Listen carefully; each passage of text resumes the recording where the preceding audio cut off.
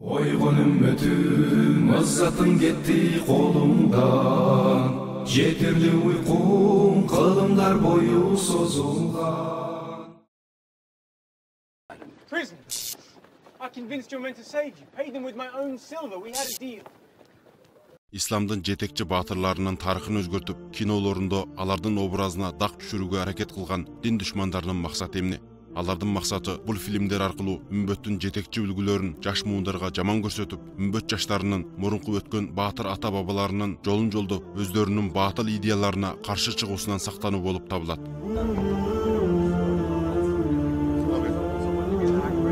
Ошондуктан жаш муундарды дин душмандарынын ойдон чыгарып, колдон жасаган жалган баатырларынын руху менен эмес, исламга күч берип, дүйнө тарыхынын нугун өзгөрткөн чыныгы баатырларыбыздын руху менен тарбиялообуз абдан маанилүү албетте.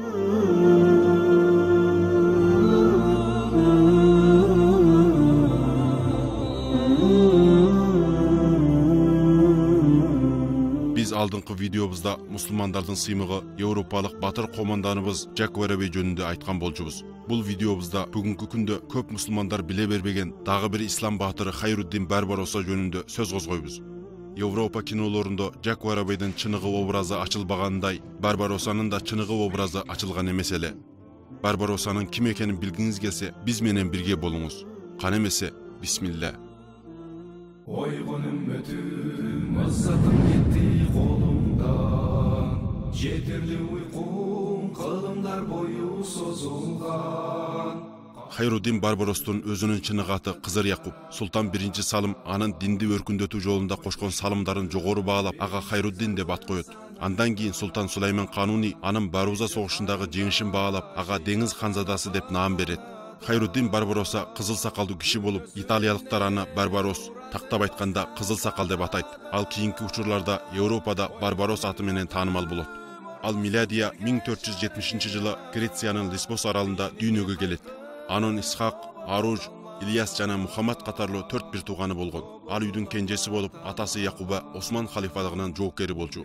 Енеси Испания зулумунан качып келген андалустук аял болуп, ал христиан динине кирүүгө макул болбогон андалус мусулмандарынын христиандардан кандай азап чеккени жөнүндө ар дайым балдарына айтып берет болчу. Бул Хайруддин жана анын бир туугандарынын жүрөгүндө бала күнүнөн баштап залымдарга каршы жихад отун жаккан эле. Biz Хайруддин Барбаросса менен таанышуудан оболу анын байкеси Аруж менен жакындан таанышууга милдеттүүбүз. Себеби италиялыктар Барбаросса деген бул ысымды оболу Хайруддиндин байкеси Аружга койгон. Бул ысым Аруждун шахадатынан кийин Хайруддинге которулган болчу. Хайруддин жана анын байкеси Аруж жаш мезгилдеринде деңиз соода сатыгы менен алектенет. Кийинтен Андалуста христиан басмачылардын зулумунда калган мусулмандарды кемелер менен Түндүк Африкага жөткөп куткарып калуусу менен, ошондой эле Испания, Португалия, Италия жана Кыддис Юханна христиандары менен кармашуулары жана алардын үстүнөн жеткен жеңиштери менен Орто деңизде атагы алыска кетет. Европалыктар Аруждан алган олуттуу жеңилиштерден улам аны кооптуу каракчы деп атайт. Аруж согуштарга бир туугандарын чогуу алып чыгат болчу. Бир жолку крест кошунуна каршы казатта бир тууганы Ильяс шаһит болот. Аруж Кыддис Юханна армиясына Роддус аралында барымтага түшүп калат. Бирок Аруж киши аңгысыз өнөрү менен түрмөдөн качып чыгып, деңиз аркылуу Италия кургактыгына жашырын жетип келет. Жана деңиз боюнда күзөттө турган бир канча аскерди өлтүрүп, крест кошунунун бир кемесин тоноп алып качып, өзү жалгыз Италиядан Мисирге келет. Аруждун бул баатырдыгына сүйүнгөн ошол кездеги Мисирдеги мамлюктер падышасы Алгори ага толук жабдылган кошуну менен биргеликте бир пароход белек кылат. Бир туугандарынын өчүн алуу үчүн жана христиандардын зулумунда калган Андалус мусулмандарын куткаруу үчүн Аруж бул пароход менен Алжирияга барып, Банун шаарындагы Испания христиан басмачыларын үзгүлдүксүз 20 күн оор зембиректер менен окко кармайт. Аллахтын жардамы менен миладия 1516-жылы Алжирияны жана Маракештин борбору Талмисанды душмандардан азат кылат. Ошондой эле Аруж Алжирияда бир мамлекет курат. Бул окуядан кийин Аруж жана Хайруддин бир туугандардын аты Орто деңизде машхур болот. Испания басмачылары Телмисан шаарын кайрадан басып алуу үчүн чоң масштабтагы чабуул уюштурат жана шаарды толугу менен курчоого алат. Ошол эле учурда Аружга элчи жөнөтүп, шаарды таштап чыгып кетүүсүн, андай болбогондо бардыгын жок кылары менен бопса кылат. Аруж мурунку казаттарда бир колунан айрылганына карабастан, кор болуп багынгандын ордуна Аллах жолунда шаһит болууну тандайт. Ал бул согушта Аллах берген бар күч-кубатын, акылын жумшайт жана бастырып келген дин душмандарына олуттуу зыян салат. Бирок тилекке каршы шаар ичиндеги саткындардын айынан шаар баары бир басып алынат. Аруж баатырларча согушуп, тарап-тараптан сайылган кылыч, найзалардан улам бул согушта 1518-жылы Раббисине шахадат менен жолугат. Крест кошуну Аруждун башын кесип, Европа көчөлөрүн айландырып майрамдашат. Аруж шейит болгондон кийин Алжириянын акимдигин анын бир тууган эниси Хайруддин колуна алат. Дал ошол кезде Явуз Султан Салимдин мамлюктөр падышалыгын өзүнө кошуп алып, ислам халифалыгы курулган кабар келет. Жакында Испания басмачыларынын күч топтоп Алжирияга кол саларын, ошондой эле алардын каршысында өзүнүн алсыздыктарын паамдаган акылман Хайруддин дароо ислам халифалыгына баят берет. Ошондой эле Алжирияны жана Алжириядагы күчүн сактап калуу үчүн халифадан жардам сурайт. Халифа Хайруддиндин талабына кубана макул болот. Ошондой эле аны Алжириянын акими кылып шайлап, зембиректер менен кошо 2000 аскер жардамчы кошун жөнөтөт. Ошол эле учурда ага Анадолу жергелеринен аскер топтоого да уруксат берет. Ошентип Алжирия Осман халифалыгынын жерине айланат. Ошол убактан улам болгон мусулман деңизчилер анын кол астына чогула баштайт. Кыска убакыттын ичинде эң мыкты деңизчилерди жанына топтогон Хайруддин Барбаросса 40 кемеден куралган чакан деңиз армия курат. Жана ушундан кийин 13 жыл бою Европа христиандарынын жолун кесип, кеме пароходдорун олжа алып, Ак деңизге чуу салып жашайт. 1533-жылы Султан Сулайман Кануни Барбароссаны Истанбулга чакырып, аны өзгөчө салтанат менен тозуп алат. Жана ага Осман халифалыгынын капитаны намын ыйгарат. Барбаросса Истанбулда Осман халифалыгынын деңиз күчтөрүн ретке салып, бир топ атайын деңизчилерди тарбиялап жетиштирет. Жана өз кошунуна керектүүлөрүн толуктап алгандан кийин Султан Сулайман Кануни кургактыктан Барбаросса болсо деңизден жаңы фатыктер үчүн казатка аттанат. Хайруддин Барбаросса капитан болгон оболку жылында эле Тунисти азат кылып, халифалыктын жерине кошсо, 3-жылы Отронтону азат кылып, Италияга кадам басат. Ал аны менен тынбастан Испаниянын Биллия аралын фатык кылып, ошол жерден 6000 испандыкты түрүлүү кармап Алжирияга алып кетет. Аллахтын каалоосу менен кийин фатык болгон бул эки жерде душмандар кайрадан басып алат. Бул сынактар Барбаростун шагын сындыргандын ордуна аны ан сайын шыктандыра түшөт. Аллахтын динин жайылтуу үчүн кылычын кылабына салганды намыс билген Хайруддин Барбаросса эми Эгей деңизиндеги аралдарга жүрүш кылып, Венедик аралдарын азат кылып, Осман халифалыгына тапшырат. Мына ошол кезде босогосуна чейин бастырып келген мусулмандарды көргөн батыштын христиан аламы өздөрүн коерго жер таппай калат. Катуу коркуп кеткен румдук папа 3-Пол дароо бүт болгон Европа католиктерин мусулмандарга каршы ийик согушка чакырат. Ошентип мусулмандардан кылымдар бою кысылып жашаган христиан өлкөлөрү биргелешип, бир деңиз кошунун куруу үчүн Корф аралына чогула баштайт. Бул кошунга башчы кылып, ошол кездеги Европадагы атагы чыккан мыкты капитан Андреа Дорияны шайлашат. Аллахтын душмандары чогулуп жаткан бул кабар ал да качан Барбаростун кулагына жеткен болчу албетте. Ал мусулман кошунун ретке салып, душмандын алдына чыгуу үчүн Барузага карап сапарга аттанып кетет. Христиандар Корф деңиз жээгинде 300 чоң колонна аттуу пароход жана 300 аскердик кеме даярдаган болчу. Дүйнө тарыхы мындай чоң деңиз кошунун мындан мурунда, мындан кийинде көргөн эмес эле. Биргелешкен христиан кошунунда 2500 оор зембиректер менен жабдылган 60 000 аскер, а мусулмандарда болсо 122 чакан кемеде 366 зембирек менен жабдылган 10 000 чукул мужайит бар болчу. Субханалла, күч жаатындагы айырмага караңыз. Христиандардын аскердик кемесинин саны мусулман кемелеринен 3 эсе, зембиректери болсо 7 эсе, а аскердик саны болсо 8 эсе көп болчу. Бирок бул Аллахтын убадасына шенген Барбарос жана анын кошунун коркута алган жок. Барбарос мусулман кошунун Баруза булуунун ичине жайгаштырып, көп душманга каршы сахабалар колдонгон Хандек казатынын ыкмасын колдонот. Душман бир нече жолу кошун жөнөтүп, талайын сынап көрөт. Бирок бышык даярдалган мусулман кошуну аларды булуңдун жанына да жолото койбойт. Аргасы кеткен Андреа Дория Барбаростун кемелерин булуңдан чыгаруу максатында булуңду таштап башка кургактыкка кол салуу үчүн түштүктү көздөй жыла баштайт.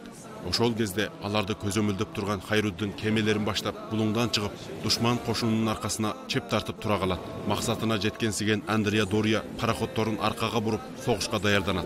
Бул эки чоң кошун 1538-жылы 28 сентябрь Баруза деңизинде акыры маңдай тескей жолугат. Бул тарыхтагы эң чоң деңиз согушу болуп саналат. Аллахтын каалоосу менен ошол күнү душман тараптан мусулмандар тарапка күчтүү шамал согуп турган болчу. Килейген аскердик пароходдоруна, курал жарактарына жана аскер санына ишенген христиандар шамалдын өздөрүнө ан сайын жөндөмдүү болгонун көрүп, бүгүн Барбарос жана анын кошунун деңизге чөктүрүп жок кылабызго деп кыялданып калган болчу. Дал ошол кезде Хайруддин Барбаросса жана анын кошуну колдорун асманга көтөрүп, Аллахтан биргелешкен дин душмандарына каршы жардам сурап дуба кыла баштайт. Аллах эч убакыт өзүнүн кошунун жардамсыз таштап койбойт албетте. Көп өткөн жок, шамал токтоп калды. Кыжыры кайнаган Андреа Дория дароо оор зембиректер менен мусулмандарга ок атууга буйрук түшүрөт. Бирок ал кеч калган болчу. Рахман Таала күчтүү шамалдын багытын эми христиандардын өздөрүнө каратып соктуруп койгон болчу. Христиандардын аткан октору шамалдын айынан мусулмандардын кемелерине жетпей, дээрлик ачык деңизге түшүп жатты. Аллахка шүгүр айткан Хайруддин Барбароса аскерлерин душман пароходторуна зембирек атууга буйрат. Аллахтын жардамы андан калса шамалдын себеби менен атылган октор душман кемелерине накай тийип, душмандын бир нече кеме пароходторун сууга чөктүрүп жиберет. Муну көргөн Андреа Дория мусулман кемелерин эки тарабынан курчоого алып жок кылмак болуп, эки канаттан кемелерин жөнөтөт. Тилекке каршы ал кемелер дагы мусулмандардын зембиректеринин бутасына айланып, алдыга жыла албай аргасы чегинет. Шамалды мүмкүнчүлүк билген Барбарос душмандын огу жетпегидей жерде туруп, душман пароходторун оор зембиректер менен аяосуз бутага алат. Ошол учурда душмандардын ондогон чоң колонна пароходтору биринен кийин бири талкаланып деңизге чөгө баштайт. Дал ошол кезде Барбароса эч кимдин акылына келбеген доо жүрөк бир чечим кабыл алат. Ал аскерлерине душман пароходторунун ортосуна бастырып кирип, аларга чабуул коюуга буйрук берет. Аллаху акбар.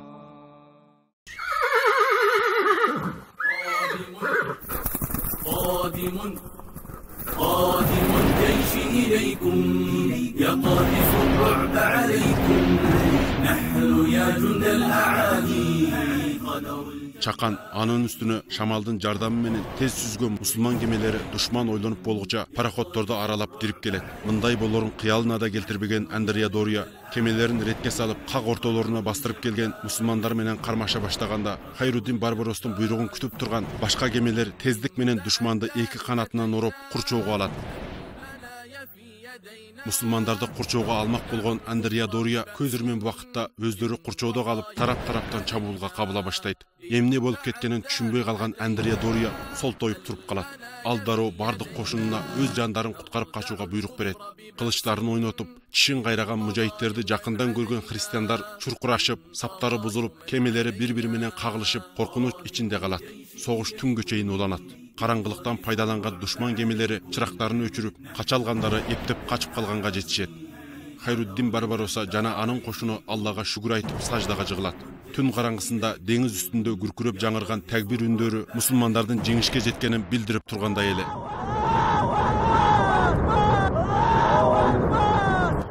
Караңгылыктын айынан качкан душман кемелери аркасынан куулган жок. Доо жүрөк Хайруддин Барбароса Аллахтын жардамы менен ушул жолку согуш аркылуу ислам жерине көз арткан бүт душмандарга унтулгус сабак берген болду. Арадагы ушунча чоң күч айырмасына карабастан мусулмандардан болгону бир кеме деңизге батып, 400 киши шаһит болуп, 800 киши жаракат алат. Анын беделине дин душмандарынан болсо 128 кеме деңизге чөгүп, 1000 деген аскерлери өлтүрүлүп, 36 пароход менен биргеликте 3000ге чукул христиан түрүлүү колго түшөт. Мусулмандардын бул чоң жеңиши Европаны жана ислам аламын титиретип жиберет. Мекке, Мадина жана халифалыктын башка да шаарларында шүгүр намаздары окулуп, ошондой эле мечиттерде такбирлер айтылат. Ошол учурда кургактыктан Богданды фатих кылып, жеңиш менен Истанбулга кайтып келе жаткан жолунда бул куш кабарды уккан Султан Сулайман Кануни Аллахка шүгүр айтып саждага барат. Ошондой эле ал Хайруддин Барбаросаны Осман халифалыгынын деңиз кошунунун баш команданы кылып шайлайт. Ушул согуштагы жеңиштин натыйжасында мусулмандар Орто деңизге 300 жыл кожоюн болот. Бул согуштун натыйжасы ошол кездерде мусулмандардын кургактык кошуну дүйнөдөгү эң күчтүү кошун болуп эле калбастан, мусулмандардын деңиз кошуну да дал ошондой күчтүү экенин дос душманга айгеленип берген болду. Өмүрүн Аллах жолундагы күрөшкө арнаган капитан Хайруддин Барбаросанын мындан башка да көптөгөн иш-аракеттери дүйнө элинин эсинде түбөлүк калат албетте. Ал Испанияда христиандардын адам чыдагысыз зулумдарына дуушар болгон 70 000 мусулманды 36 пароход менен 7 жолу ташып Алжирияга алып келген болчу. 1544 жылы Испания басмачылары Францияга кол салганда, Франция падышасы Султан Сулаймандан жардам сурайт. Султан Хайруддин Барбаросага Францияга жардам берүүгө буйрат. Барбароса кошуну менен биргеликте Франциянын Марсилия шаарына жайгашып, Наполи жана Франция деңиз жээктеринен Испания кошунун талкалап кууп чыгат. Хайруддин Барбароса Голландияны да бир жолку Испаниянын чабуулунан куткарып калат. Голландия эли Хайруддин Барбаростун бул жакшылыгын жогору баалап, анын айкелин тургузат. Бул айкел Голландиянын Ливен шаарында азырга чейин сакталууда. Хайруддин Барбароса өмүрүнүн акырында Истанбулга кайтып келип, 1546 жылы 4 июлдө Истанбулда дүйнөдөн өтүп, Бешикташта жерге берилет.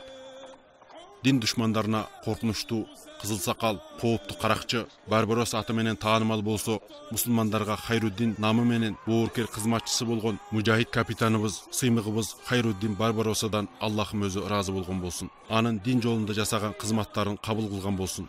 Раббыбыз анын мекенин Фирдаус бейиштеринде кылсын. آمين. إننا الأبطال لا نحني الرؤوس، إننا للمجد أرخصنا النفوس.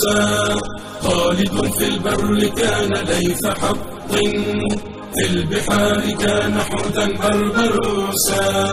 إننا الأبطال لا نحني الرؤوس، إننا للمجد أرخصنا النفوس. خالد في البر كان ليث حق.